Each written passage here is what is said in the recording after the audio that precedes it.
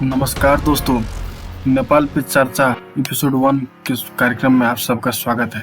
आप सबको पता होगा, भारत का पड़ोसी देश श्रीलंका के बाद अब नेपाल में गंभीर आर्थिक संकट के बादल मंडरा रही है। होने लगी है कि नेपाल भी श्रीलंका के जैसे बर्बादी की राहें पकड़ सकती है। ये कोई मजाक नहीं, क्योंकि फॉरेन एक्सचेंज रिजर्व यानी कि विदेशी मुद्रा भंडार खाली होता जा रहा है। आइए जानते हैं नेपाल में संकट कितना बड़ा है। 2 करोड़ 90 लाख की आबादी वाले नेपाल में खाने पीने की जरूरी चीजों की कीमतें आसमान छू रही है।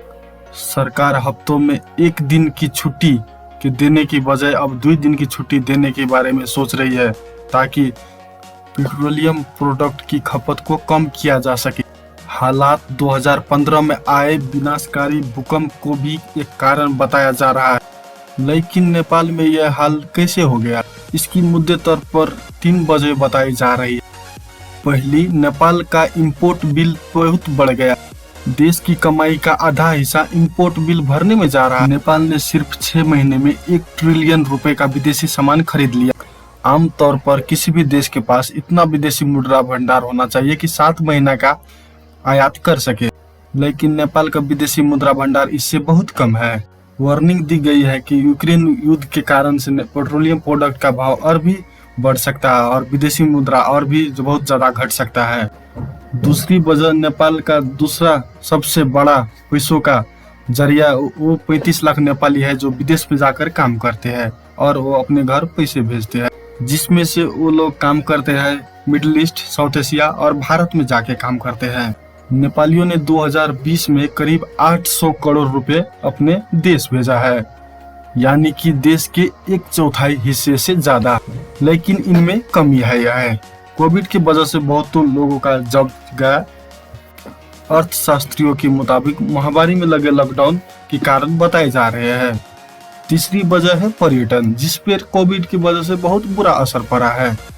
टूरिज्म विदेशी मुद्रा कमाने का बड़ा जरिया होता है। का अर्थव्यवस्था टूरिज्म पर बहुत हद तक निर्भर है।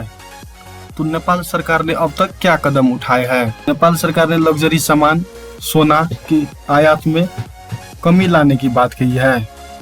आखिरी सवाल अब ये उठता है कि नेपाल भी श्रीलंका जैसे क्राइसिस से गुजरेगा। अब कई आर्थिक विशेषज्ञ कह रहे हैं कि नेपाल भी जल्दी ही श्रीलंका की जैसे राह पर चल पड़ेगा। नेपाल सरकार इससे सख्त मना कर रहा है, क्योंकि उन्हें तो देश बेचकर खाना है। अब दोनों देश को तुलना करें तो श्रीलंका की आबादी 2 करोड़ 17 लाख है और नेपाल की 2 करोड़ 90 लाख।